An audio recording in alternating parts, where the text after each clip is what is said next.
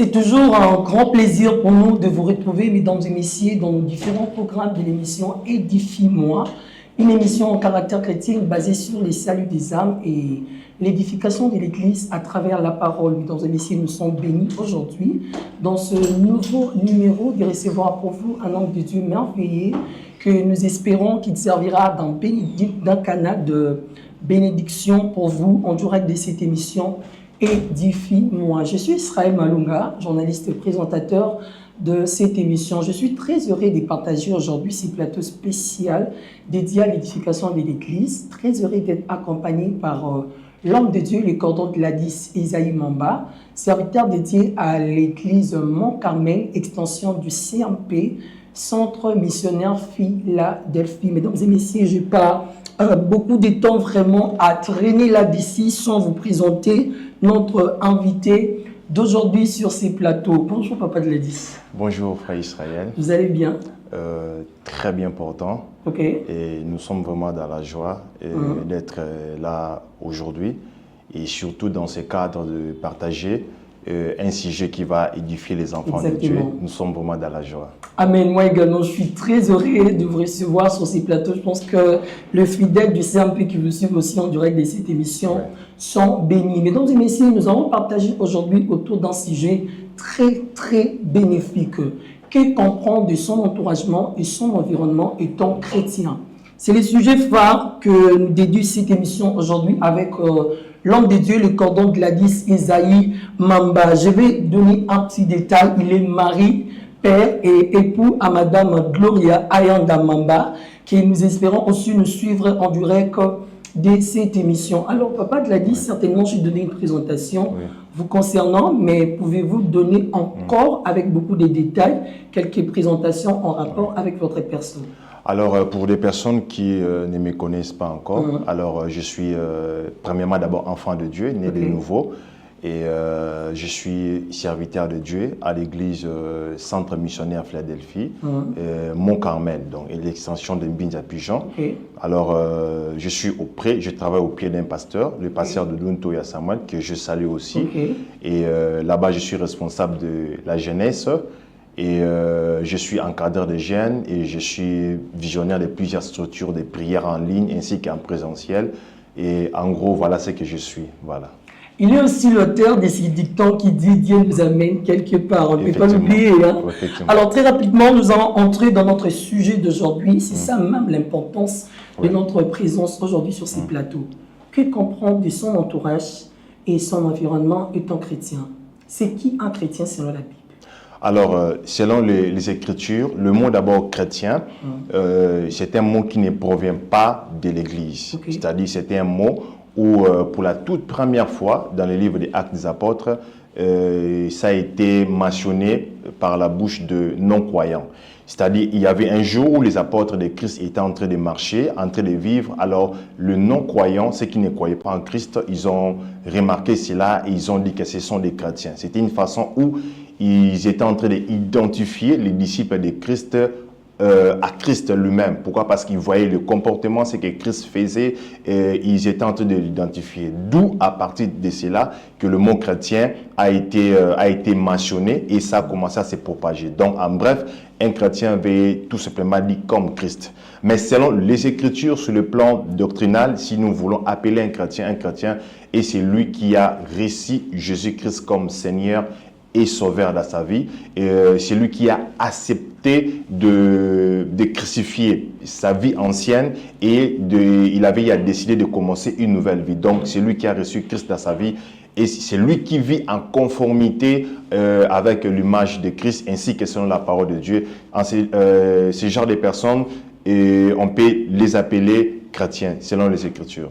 Puisque nous parlons du chrétien, de l'entourage et de l'environnement, j'aimerais savoir comment l'environnement peut influencer négativement un chrétien. Voilà. Merci beaucoup pour cette très bonne question, très capitale. D'ailleurs, j'aimerais préciser que c'est vraiment un sujet très important. Pourquoi? Parce que au-delà d'un sujet qu'on va partager, mais c'est aussi quelque chose que personnellement, dans ma vie aussi, j'ai à expérimenter. J'ai aussi à vivre et j'ai compris l'importance de l'environnement dans la vie d'un chrétien. Alors, j'ai trouvé que après mes analyses, il y a beaucoup de chrétiens, beaucoup des enfants de Dieu, beaucoup ceux qui ont reçu Christ, ils ont rencontré beaucoup des obstacles d'aller en marche. Pourquoi? À cause de l'environnement. Alors, concernant la question, le chrétien doit savoir que depuis les Écritures, en commençant par les livres de Genèse jusqu'au livre d'Apocalypse, il y a plusieurs textes bibliques qui reviennent où Dieu est en train de parler sur l'environnement. Donc, avant que je puisse aller dans la profondeur, déjà quand on parle de l'environnement, ça fait tout simplement allusion à ce qui nous entoure, à ce qui nous environne. Donc, ça peut être des personnes, tout ce qui est autour de nous, les objets, donc tout ce qui peut nous environner, on peut appeler ça environnement. Alors, dans les Écritures, vous allez voir même Dieu, pour commencer à marcher avec Abraham, il a d'abord commencé à lui demander de quitter. Il dit, quitte les pays de ton père, de ta mère, de ta famille, ainsi de suite. Et ça a commencé à évoluer même avec les enfants d'Israël. Plus tard, avec Moïse, Dieu a donné la loi, il a précisé en disant que dans les pays où je vous envoie, vous n'allez pas vous mêler avec d'autres nations. Donc, du reste, Dieu a martelé sur l'environnement. Pourquoi? Parce que quand Dieu donnait une recommandation, il savait le pourquoi et ainsi que son importance. Et pour finir, d'ailleurs, même les sages disent dans le livre des Proverbes que les fers aiguisent les fers. En d'autres termes, que le fer a la possibilité de donner la forme à un autre fer. Donc, c'est aussi pareil lorsque les êtres humains ont l'habitude de se fréquenter, de fréquenter certains environnements, on reçoit une sorte de forme. On prend la forme de l'environnement qu'on fréquente. Donc, je dirais que l'ascension de la vie chrétienne d'une personne ainsi que son déclin dépend aussi de son environnement. Oui. Partons de cette intervention qui est aussi très capitale, comme on l'a dit. Peut-on créer un environnement propre en soi parce que nous sommes chrétiens? Voilà. Alors, créer un environnement dans le sens où quelqu'un crée un monde renfermé, je dirais non. Parce que même Christ précise très bien dans le livre des Jean, il dit ceci dans le livre des Jean chapitre 17, dans la prière sacerdotale. Il dit, je ne prie pas pour que tu puisses les ôter du monde, mais je prie pour que tu puisses les préserver du mal. Donc, le but est de ne pas créer un monde renfermé, c'est-à-dire on se bloque, on se ferme, on rejette tout. Mais le but, c'est de nous amener à voir une vie où il y a des garde-fous. Où en tant qu'enfant de Dieu, on sait voir des limites, on sait là où on doit nous limiter, là où on doit savoir qu'ici, ça peut commencer à toucher notre intégrité spirituelle. Donc, le but, c'est de savoir mettre des garde-fous ainsi que des limites. Donc, quand nous disons qu'un chrétien doit être sélectif par rapport à un environnement, ce n'est pas de se renfermer, mais c'est plutôt d'être sélectif et de mettre des garde-fous par rapport à l'endroit qu'il est en train de fréquenter. Wow, c'est très bénéfique. Alors, j'aimerais savoir, est-ce qu'il y a un exemple dans la Bible, si vous pouvez nous donner un exemple pour démontrer un chrétien qui a été influencé par son environnement, positivement ou négativement? Voilà, et comme je le disais au début, il y a beaucoup d'exemples. Je peux prendre l'exemple de quelqu'un comme Samson. Lorsque vous prenez les livres des juges, vous prenez le juge des chapitres 13, 14, 15 ainsi que 16. Vous allez même jusqu'à 17. La Bible nous parle d'un jeune homme qui avait, je dirais, une destinée très glorieuse. Pourquoi? Parce qu'Israël traversait un moment où ils étaient vraiment sombrés, c'est-à-dire spirituellement, même en termes sur la position politique, et ils étaient même devenus des esclaves. Alors Dieu a appelé une femme et a donné un mandat. Il dit que l'enfant qui est en toi, c'est un enfant que je consacrais et c'est lui qui va commencer à délivrer mon peuple. Par là, j'aimerais déjà dire à quelqu'un, du fait que Dieu a permis que nous puissions naître dans une famille, il y a toujours une mission que Dieu nous a confiée. Donc, il avait une destinée très glorieuse, c'est-à-dire il avait la responsabilité d'apporter la délivrance pour sa famille, d'apporter la délivrance pour sa nation et pour sa tribu, pour beaucoup de gens. Donc, c'était quelqu'un à qui Dieu avait déposé une destinée dont plusieurs personnes vont dépendre. Mais regardez bien son parcours, c'est qu'il a très bien commencé et il a amené beaucoup d'exploits, il a eu à faire, mais arrivé à un moment, la Bible déclare que Samson a commencé à fréquenter les femmes philistines. Or, lorsque vous lisiez dans les Écritures, Dieu avait interdit aux enfants d'Israël d'avoir des rapports avec d'autres nations. Alors, lorsque vous lisiez la suite de l'histoire, vous allez comprendre avec moi que les déclins que Samson avait rencontrés, ou les déclins qu'il avait, il avait rencontrés par rapport à sa vie, c'était la porte d'entrée, c'était Delilah. Un jour, il a rencontré une femme du nom de Delilah, et la Bible dit qu'à plusieurs reprises, cette femme commençait à demander à Samson d'où provient sa force. Mais quand vous lisez à profondeur, vous allez voir que Delilah n'était pas seule. C'est que derrière Delilah, il y avait des gens qui lui donnaient de l'argent, qui lui finançaient. Et afin de lui donner une mission, de poser la question à Samson d'où lui provenait la force. Mais hélas, Samson, en fréquentant la fille, elle est partie par l'amour et elle a livré les secrets. Et on connaît tous la suite. Ses yeux ont été complètement crevés et il était devenu aveugle. Et bref, la mission qu'il devait apporter, il n'a pas pu l'achever comme il se doit. Donc, c'est très important. On voit des personnes qui ont eu à sombrer dans leur vie par rapport à l'environnement. Et on voit aussi quelqu'un d'autre dans la Bible que l'apôtre Paul fait mention. Il s'appelle Démas. Et l'apôtre Paul, arrivé au soir de sa vie, il parle à son fils Timothée. Il est en train de dire à Timothée plusieurs choses, mais arrivé à un moment, il dit que Démas m'a abandonné pour l'amour du siècle présent. C'est-à-dire, à un moment, Démas, il était attaché à l'apôtre Paul. Il les suivait, il prêchait l'évangile, mais à cause de l'environnement qu'il fréquentait, il a mieux préféré s'accommoder par rapport à l'environnement et il a abandonné la mission. Donc, l'environnement joue un très grand rôle et on voit plusieurs exemples dans les Écritures que plusieurs personnes ont été influencées négativement par l'environnement. Oui. Et positivement? Alors, sur le plan positif, et c'est là aussi très capital et concernant l'environnement. Vous allez voir avec moi dans la Bible, je suis dans le livre des Actes des Apôtres, le chapitre 10. Alors, il y avait un homme qui persécutait l'église. Il s'appelle Saul de Tarse. Alors, il commençait à persécuter l'église. Alors, au moment où on lui a donné le mandat d'aller arrêter les chrétiens qui prêchaient l'évangile pour le mettre en prison, la Bible dit que pendant qu'il était en cours de route, la Bible dit qu'une lumière lui apparaît. Et on connaît tous l'expérience, c'est le Seigneur Jésus-Christ qui lui est apparu et Dieu lui a donné la mission. Il dit que désormais tu seras mon instrument. Mais remarquez quelque chose que Dieu fait. Dieu a parlé à Paul, mais pour que Paul puisse commencer à expérimenter ou à vivre pleinement la mission ou le plan de Dieu par rapport à sa vie, il fallait que Dieu puisse envoyer quelqu'un. La Bible a dit Dieu envoya Ananias et la Bible a dit que lorsque Ananias arriva ou pendant qu'il était en train de prier, c'est Dieu qui vient de parler à Ananias. Il dit que va dans telle avenue, dans tel endroit, il y a quelqu'un qui s'appelle Saul de Tarse. Et la Bible dit Ananias a essayé de refuser la volonté de Dieu. Il dit que Seigneur, mais tu connais ce que cet homme fait à l'église. Mais Dieu lui dit, va car c'est un instrument que je vais l'utiliser. Et la Bible déclare, lorsque Ananias est arrivé dans cet endroit, il a prié pour Paul, les écailles sont tombées. Mais remarquez une chose, lorsque Paul a eu cette expérience, l'apôtre Paul ne s'est pas retourné auprès des anciennes fréquentations, c'est-à-dire des pharisiens.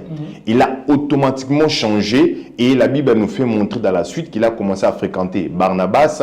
Il a été attaché avec d'autres apôtres et ils ont commencé à évoluer. Barnabas qui a été un grand soutien pour lui et c'est comme ça que son ministère a explosé. Donc, on voit quelqu'un sur base d'un choix qui s'est attaché avec une personne, les choses se sont déclenchées. On voit encore une autre personne que j'aime beaucoup dans la Bible, il s'appelle Jonathan. Jonathan ainsi que David. David arrive dans la maison de Saoul, le père de Jonathan, et David qui vivait dans un environnement où il ne savait pas comment la vie au palais royal, ça se passe. La Bible dit que lorsqu'il est arrivé, ils se sont attachés, ils sont devenus amis. Et à plusieurs reprises, on a vu que pendant que Saoul avait l'intention de faire du mal à David, c'était Jonathan qui intervenait. C'est-à-dire, autour de nous, quand on a des bonnes personnes vont toujours commencer à jouer un grand rôle et ils seront comme des boucliers pour nous. J'ai toujours un ami qui un bon jour m'a dit quelque chose de très important. Il m'a dit que la confiance, c'est comme une arme qu'on donne à quelqu'un. C'est-à-dire que par la confiance, soit quelqu'un peut te détruire, soit aussi peut te défendre. Okay? Donc, dans l'environnement, là où nous mettons notre confiance, là où nous nous attachons, il y a des effets positifs. Donc, Dieu lui-même, c'est un Dieu, lorsqu'il veut passer pour nous bénir, il envoie toujours des personnes à côté de nous. Donc, dans les Écritures, il y a plusieurs personnes qu'on peut faire mention. Et sans pour autant parler de Marie ainsi qu'Élisabeth, de cette rencontre-là. Donc, l'environnement joue un grand rôle dans la vie des chrétiens. l'environnement joue un grand rôle dans la vie d'un chrétien, mesdames et messieurs. Oui. Cette question a ouvert beaucoup de sous-questions et beaucoup d'exemples. Mais n'empêche qu'on puisse revenir un peu au début de votre premier exemple. D'accord. Vous avez parlé de Samson. Nous voyons un moment, Samson, bien qu'il avait bien commencé, il s'est dérouté. D'accord. Il est tombé par Delilah et on pouvait dire que son ministère avait trébuché. Oui. Mais nous voyons, lorsqu'il était proche de la mort, il a fait une dernière prière de demander à Dieu de lui redonner la force afin qu'il meure ensemble avec les gens qu'il avait exposés. Partant de cette expérience, j'aimerais savoir, est-il possible que Dieu rejette une personne un moment à cause d'un environnement, peut-être à cause de l'obéissance, et que dans l'autre moment, Dieu puisse encore élever cette personne et poursuivre la marche avec lui? Ok. Alors, partant de cette question-là, Dieu en soi ne renonce pas l'amour qu'il a envers une personne. Mais plutôt, ce sont nos choix et les choses que nous faisons, ça crée une barrière entre Dieu et nous. Vous allez voir dans la parabole du fils prodigue, lorsque le fils est venu voir le père, il dit « Père, donne-moi tous mes biens, je vais aller ». Alors, le père n'a pas refusé et le fils a pris quoi? Les biens, les richesses. Et la Bible déclare il est allé dans un environnement et il a commencé à fréquenter des prostituées, il a fréquenté déjà des mauvaises vies. Et la Bible précise que tout ce qu'il avait comme richesse, ça s'est fini. Donc, il a perdu l'argent qu'il avait. Mais malgré qu'il avait perdu l'argent, l'amour du père n'avait pas cessé. Et le jour où le fils avait pris cette conscience de retourner, c'est-à-dire de changer son environnement, de quitter là où il vivait, de retourner auprès du Père. Et la Bible déclare, alors que le Père l'avait vu de loin, le Père avait couru. C'est-à-dire que peu importe ce que quelqu'un peut rencontrer comme obstacle dans sa marche chrétienne, peu importe comme quelqu'un, à cause de l'influence négative de son environnement, peut commencer à voir comme si une vie de péché, abandonner les seigneurs. Mais Dieu ne renonce pas de son amour. Seulement Dieu, son souci est que la communion qui a été brisée soit complètement restaurée. Dans le cas de Samson, c'est vrai, Samson, tout ce qu'il avait fait, tout ce qu'il avait rencontré, il avait perdu la communion. La Bible précise très bien que l'Esprit de l'Éternel s'était retiré de lui. Mais quand le chevet a commencé à pousser, au moment où il avait pris la décision de mourir avec les Philistins, la Bible déclare que l'Esprit de l'Éternel le remplit et le saisit. Donc, Dieu, c'est un Dieu d'amour. Dieu, c'est un Dieu qui s'est réparé. À chaque fois que nous avons tendance de retourner auprès de lui, il aura toujours des bras ouverts pour nous recevoir. Mais seulement, pourquoi nous martelons plus sur ça? Parce que quand vous regardez la vie de Samson, vous allez voir que certes, le Seigneur avait à restaurer la vie de Samson, mais pas les yeux. C'est-à-dire que le fait d'aller embrasser certaines choses, Dieu peut te pardonner, mais il est fort possible que tu restes avec les conséquences. Il y a un homme de Dieu merveilleux qui m'a beaucoup, par ses prédications, ses messages, qui a forgé ma vie chrétienne ainsi que mon ministère. Il le fait passer Jacques-André Verneau. Et un jour, il a donné un exemple. Il dit que Dieu peut pardonner pour les péchés des sida, mais Dieu n'est pas obligé d'enlever les sida dans les corps. C'est-à-dire, tu peux vivre dans une vie d'immoralité, Dieu peut te pardonner, tu peux recevoir. Alors, ce n'est pas dans les cas de tout le monde que Dieu est obligé forcément d'enlever cela. Donc, l'amour de Dieu, nous allons en bénéficier, mais les conséquences dites à certains actes qu'on a eu à poser, ça peut rester dans notre vie. Donc, d'où le mieux est à faire, c'est que nous puissions veiller à nous-mêmes ainsi qu'à notre environnement. L'amour de Dieu peut être restauré, mais les conséquences doivent être méritées. Ça peut rester dans notre vie. C'était les derniers mots partant de cette question, mesdames et messieurs, que notre invité nous a aidés à comprendre. Alors, je retourne vers vous, Cordon Gladys. Puisque nous parlons de l'environnement, puisque nous parlons d'un chrétien, un chrétien peut travailler dans un bar. Voilà, si un chrétien peut travailler dans un bar, alors les temps sont difficiles, il faut chercher de l'argent, il y a beaucoup de choses. Alors, la porte-à-parole répond à une question qui lui a été posée. C'était concernant les viandes sacrifiées aux idoles. Alors, auparavant, avant que les disciples de Corinthe puissent recevoir l'évangile, ils avaient la facilité de manger des viandes qu'on avait sacrifiées aux idoles. Alors, lorsqu'ils ont créé l'évangile, ils ont demandé à la porte-à-parole, mais puisque nous avons créé en Christ, est-ce que nous devons encore continuer à à consommer ces viandes sacrifiées aux idoles. Mais l'apôtre Paul donne une question, il dit que tout m'est permis, mais tout n'est pas utile. Par là, je peux dire, il n'est pas bon pour un chrétien de travailler dans un tel environnement. Pourquoi? Parce que fréquenter ce genre d'environnement, d'abord, tu vas fréquenter certains types de personnes où ils seront comme une pierre d'achoppement pour toi. Oui. Tu vas voir, la tentation sera ouverte à tout moment. Et la Bible précise très bien que si ton pied ou si ta main est une occasion de chute pour toi, il faut les couper. Oui. Donc si au moins tu fais un travail, et le travail que tu fais, et ça devient comme une porte d'entrée, comme la source de tes tentations, afin que tu puisses succomber, il serait mieux de couper. Mais j'aimerais aussi préciser que la même Bible qui dit que si ta main ou soit ton œil devient une pierre d'achoppement, il faut le couper. C'est aussi la même Bible qui dit que faites connaître tous vos besoins à Dieu. Moi, je crois, et par une expérience, que si quelqu'un a besoin de travailler et que s'il implore le Seigneur, il lui demande que Dieu puisse lui accorder un travail, le Seigneur est fidèle et Dieu va le faire. Donc Dieu, c'est un Dieu de miracles pour celui qui est fidèle à Dieu, qui est attaché à Dieu. Et je crois et j'ai la ferme assurance que Dieu a la possibilité.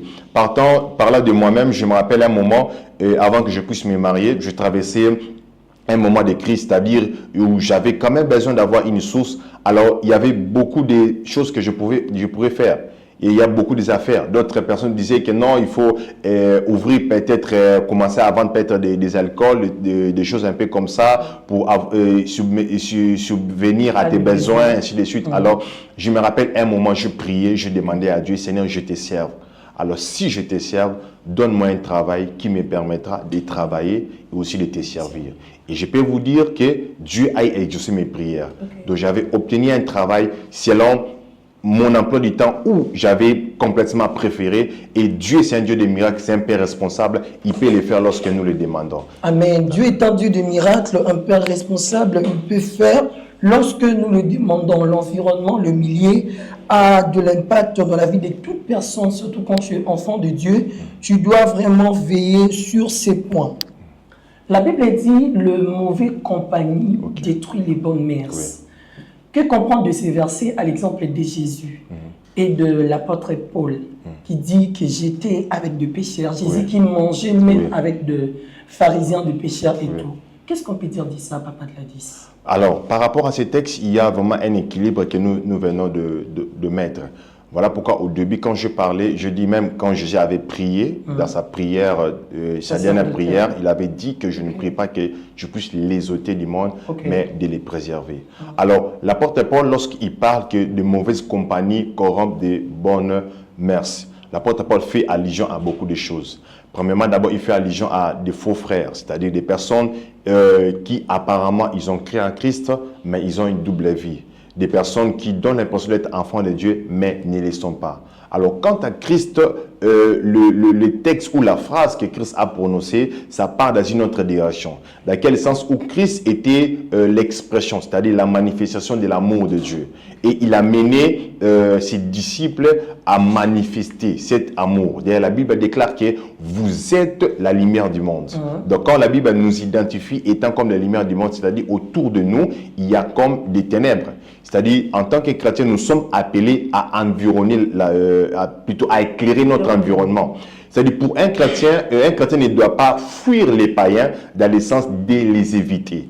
Mais un chrétien, lorsque Christ nous parle qu'il mangeait avec les chrétiens, les non-croyants, c'était enfin de les influencer, qui voient l'amour de Dieu, qui témoignent l'amour de Dieu. Parce que les hommes qui ne connaissent pas Dieu ne sauront pas voir l'amour de Dieu si on n'essaie pas de se rapprocher d'eux. C'est dans le but de les gagner, dans le but de les influencer, dans le but de manifester Christ en eux.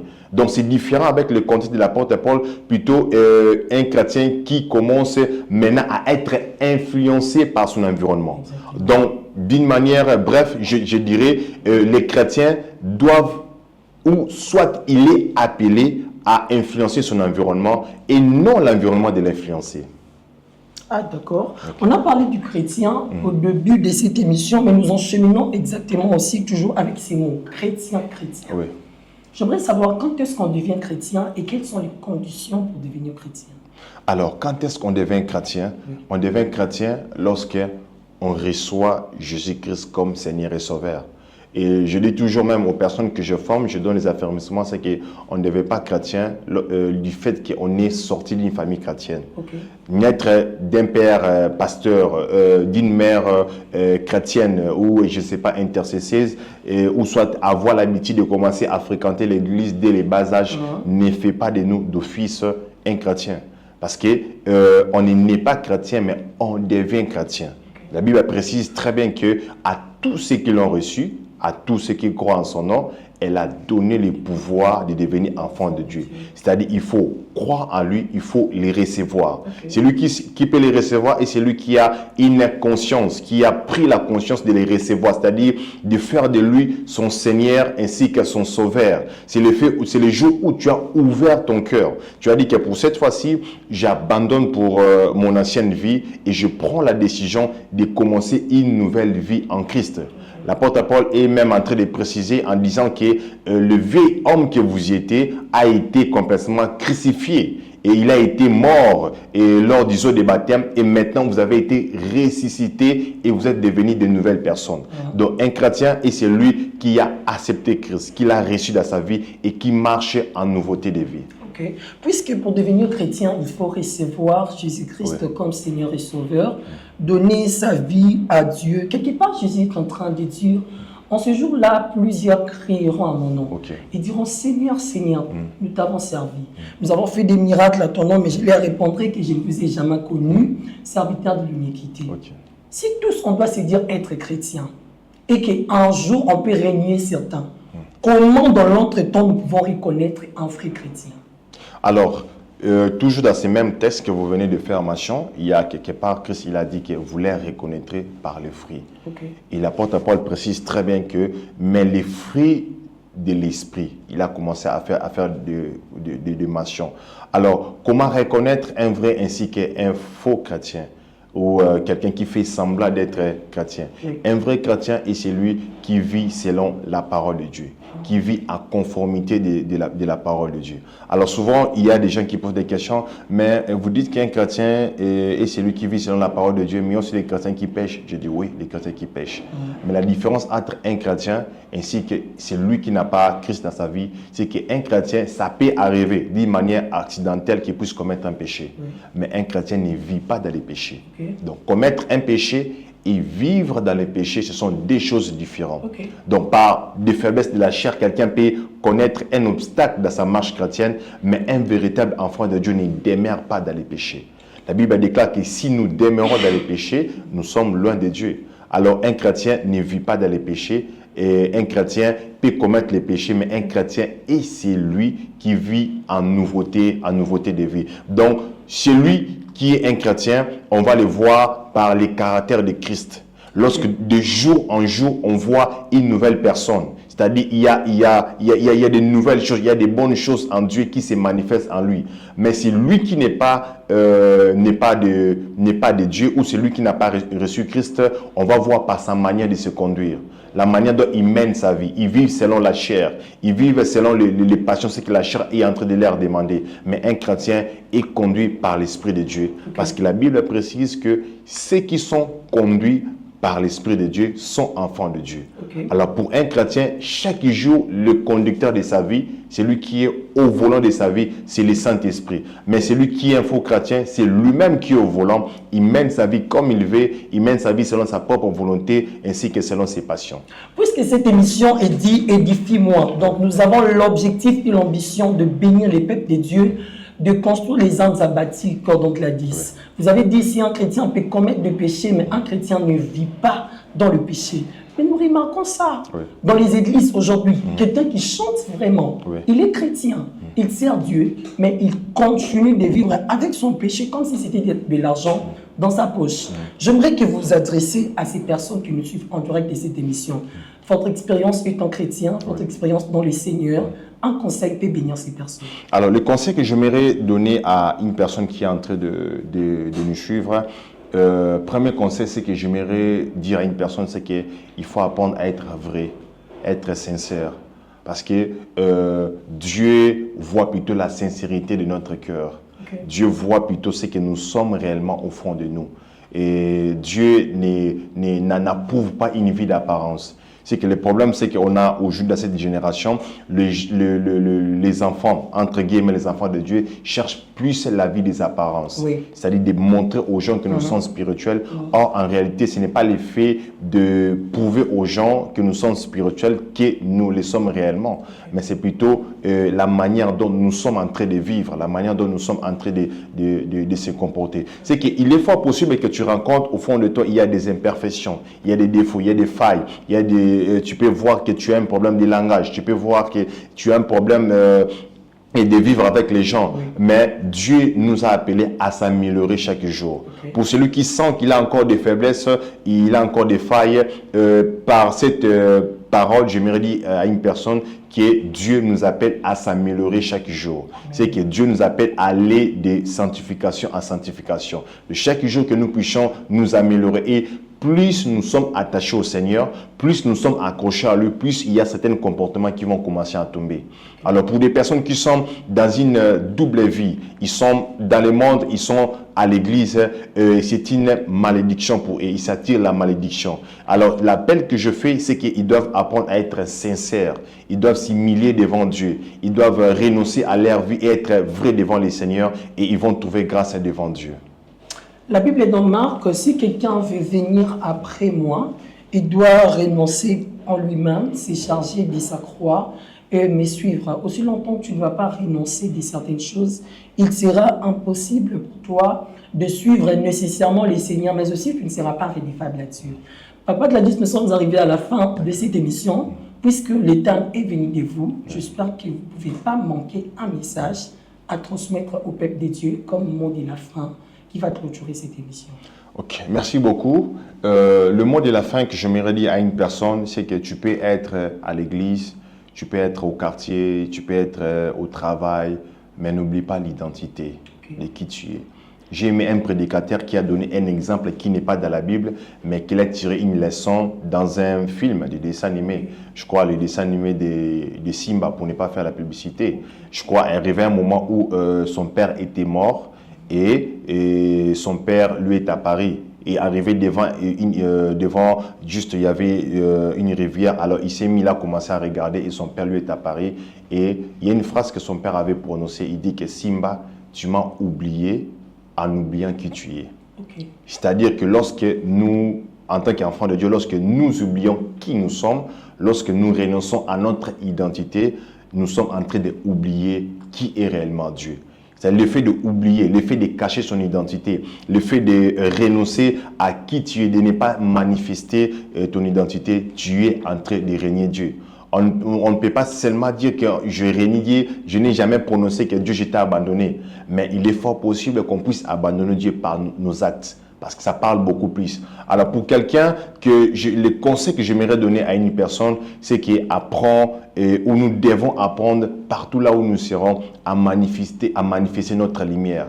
L'apôtre Paul nous donne un conseil, il dit que ainsi donc que votre lumière puisse luire devant les hommes, que votre lumière puisse éclairer devant les hommes. Donc nous devons montrer aux hommes que nous sommes enfants de Dieu. Nous sommes enfants de Dieu par notre façon de vivre. Nous sommes enfants de Dieu par notre façon de se comporter. C'est-à-dire les choses qu'on peut pas reprocher aux païens et qu'on ne puisse pas trouver à nous. Quelqu'un peut dire que mais oui, moi je suis enfant de Dieu, je fais tout, mais les gens disent que je suis mauvais, je suis méchant, je suis ceci, mais l'apôtre Pierre vient répondre à ce genre de questions. Il dit qu'on puisse vous accuser de mal, mais qu'on ne puisse pas vous trouver. C'est-à-dire, arrivé à un moment, les hommes ont leurs préjugés, ils peuvent avoir des préjugés sur toi. Ils peuvent te qualifier de tu es orgueilleux, ils peuvent te qualifier que tu es quelqu'un bizarre, ainsi de suite. Mais la parole de Dieu nous précise, on peut être jugé, mais qu'on ne puisse pas te trouver dans les jugements. Donc c'est toujours comme ça, il y aura toujours des jugements qu'on peut recevoir de part et d'autre, mais ayons l'habitude de manifester l'amour. Quand quelqu'un aille à te faire du mal, quand une personne aille à faire quelque chose qui ne devait pas le faire, alors tu ne dois pas avoir une réaction comme un païen ou soit quelqu'un qui ne connaît pas Dieu. Tu dois avoir une réaction en tant qu'enfant de Dieu. Car c'est sur base de ces choses-là que quelqu'un saura que non, lui réellement c'est un enfant de Dieu. Alors, choisis tes fréquentations, choisis des personnes que tu as l'habitude de mettre autour de toi. Et moi, personnellement, je dis toujours que pour mieux évoluer, il faut se poser des questions. Et la personne qui sont autour de moi, ils apportent quoi dans ma vie? Ils ajoutent quoi? Et je me rappelle d'un orateur, et c'est un Américain, il a toujours dit qu'au milieu de nous, on aura toujours 4 types de relations. Il y aura des personnes qui seront des personnes comme ils vont jouer la mission de l'addition. C'est-à-dire quand ils entrent dans notre vie, ils viennent ajouter quelque chose.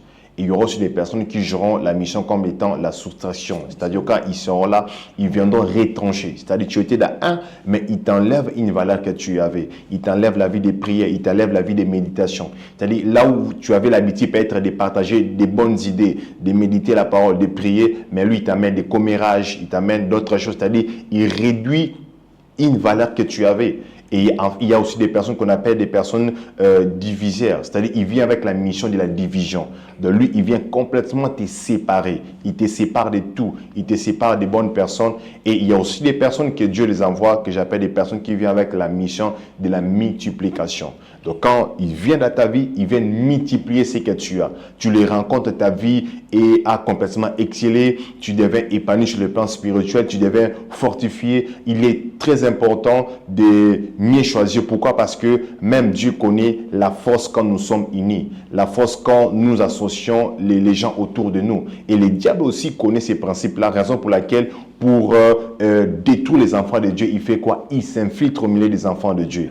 L'apôtre Paul précise très bien, il dit que je m'en vais, mais je sais, il y aura des loups ravisseurs qui vont s'introduire au milieu de vous. Donc, en tant que chrétien, on doit avoir cette vigilance de savoir que dans notre environnement, les diables peuvent envoyer des loups, des personnes pour venir détruire notre vie.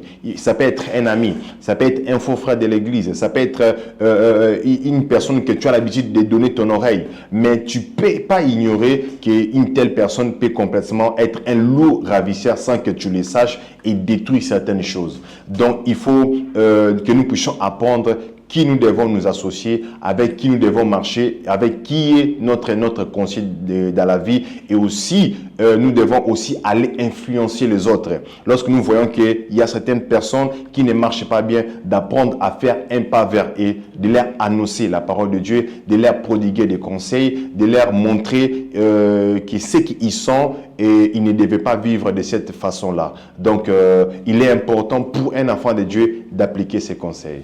Ils sont nombreux de différents critères, mais aussi de différentes catégories à suivre cette émission. Alors que nous sommes arrivés à la fin, je donne l'opportunité à notre invité, le cordon Gladys Esaïe Mamba, de prier pour les personnes qui nous suivent en direct de cette émission, afin que ces messages soient réellement une bénédiction et un canal de transformation pour la vie d'une personne. Alors, j'aimerais prier pour quelqu'un, toi qui es en train de me suivre en ce moment.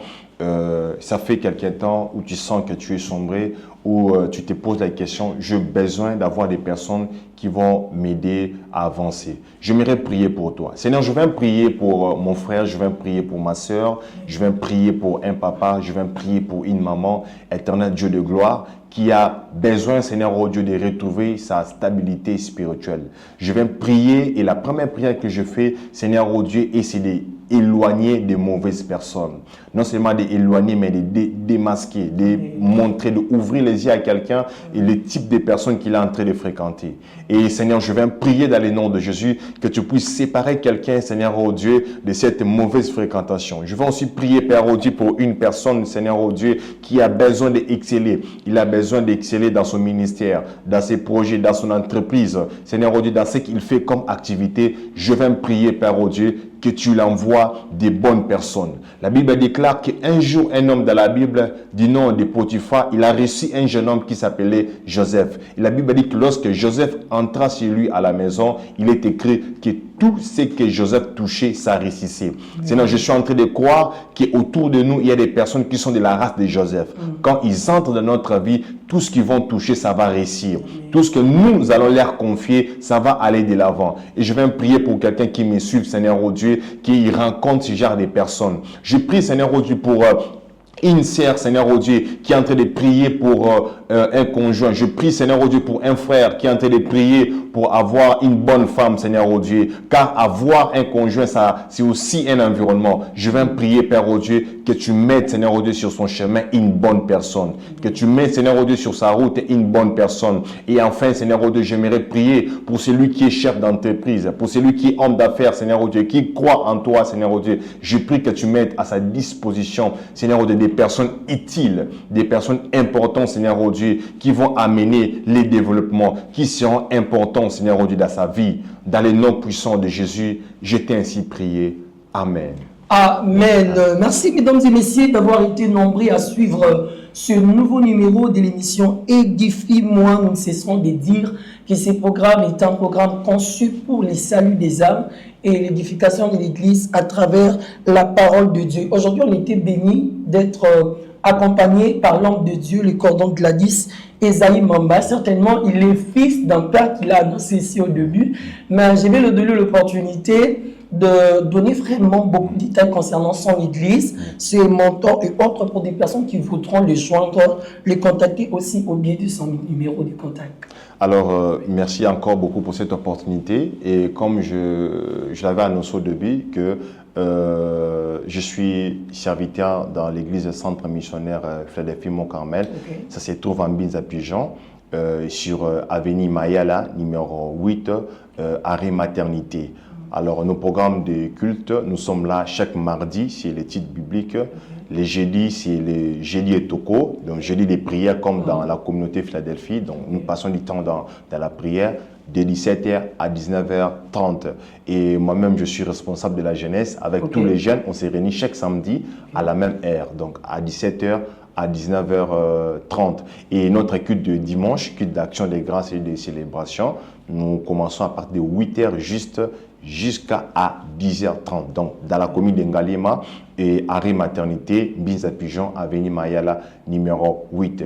Alors, à part les activités que je fais à l'église, je suis aussi porteur de plusieurs visions qui sont des fardeaux que Dieu avait mis dans mon cœur. Et d'autres, ça va naître dans les jours qui viennent. Mais actuellement, je suis visionnaire de la structure 40 minutes avec Dieu, qui est une structure de prière en ligne sur WhatsApp. Donc, nous prions par appel, conférence, avec plusieurs personnes, des centaines de personnes qui ont intégré, et ça bénit plusieurs vies. Et pour intégrer notre groupe de prière WhatsApp 40 minutes avec Dieu, et il suffit seulement d'aller sur le chaîne WhatsApp, et vous tapez Gladys Esaïe Mamba officiel et vous vous abonnez. Souvent, nos liens d'intégration, c'est partagé là, ou soit sur ma page Facebook Gladys Esaïe Mamba officiel. Et là aussi, nous avons l'habitude de partager les liens pour intégrer. Donc, c'est aussi parmi les moyens où vous pouvez entrer en contact avec nous. Et puis, deuxièmement, si vous désirez entrer en contact sur Facebook, Gladys Esaïe Mamba sur Facebook, alors nous aurons l'opportunité d'échanger avec vous. Alors, à part des programmes de prière en ligne que je fais sur WhatsApp ou soit sur Facebook via mes pages que je viens de faire mention, et je suis aussi porteur d'une structure de prière dénommée la matinée prophétique. La matinée prophétique qui est une rencontre de prière que nous organisons de temps en temps pour prier ensemble, passer du temps dans la présence de Dieu et surtout de donner les orientations pour des personnes qui ont besoin d'écouter Dieu par rapport à leur vie, mais beaucoup plus, c'est d'abord pour édifier la foi et passer du temps dans la prière. Donc, vous cherchez un endroit ou un environnement où avec des personnes que tu dois prier régulièrement, vous pouvez intégrer notre groupe WhatsApp et grâce à nous écrivant par des pages que nous venons de faire mention, alors vous aurez tous nos programmes et on va nous accompagner. Dans nos programmes WhatsApp, nous prions chaque mercredi à partir de 22h juste heure de Kinshasa. Donc vous serez bénis et le Seigneur va énormément vous faire du bien et on reçoit beaucoup de témoignages et c'est aussi par là que quand je vis ce qui se passe dans le monde, je dis en tant qu'enfant de Dieu, je dois faire quelque chose. Je dois utiliser les médias, les réseaux sociaux pour toucher certaines personnes, pour accompagner les gens spirituellement. Et c'est dans cette mission-là que nous nous sommes engagés et ça bénit plusieurs vies. Ouf! Un homme a plusieurs casquettes. Oui. Papa de la Lise, merci de servir dans le canal des bénédictions pour ce numéro de l'émission Édifie-moi. Je pense que c'est la première fois, mais ce n'est pas la dernière. Pas du tout. Certainement, nous aurons toujours l'opportunité de vous recevoir. Mesdames et messieurs, merci à vous aussi qui étaient nombreux à suivre ce merveilleux programme de l'émission Édifie-moi. Nous vous bénissons et nous vous recommandons d'être portés bonnement par la grâce du Seigneur. Quant à moi, je vous retrouve au prochain numéro. Que Dieu bénisse. D'accord, merci. Merci.